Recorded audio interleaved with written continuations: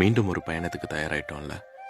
நிறைய வலிகள், வேதனைகள், நிறைய உறவுகளின் பிரிவுகள் எல்லாத்தையும் புறம் தள்ளிட்டு சிரிச்ச முகத்தோட ஆரம்பிக்கிறோம். இந்த வருஷம் நீங்கள் சந்திக்க போகிற ஒருத்தர் தான் நீங்கள் வாழ்நாள் ஃபுல்லாக தேடிட்டு இருந்த ஒருத்தராக இருக்க போகிறாங்க.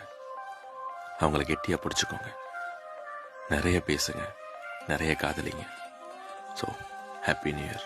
சேரும் வரை போகும் இடம் தெரியாதனில் போதை தரும் பேரின்பம் வேறுள்ளதா?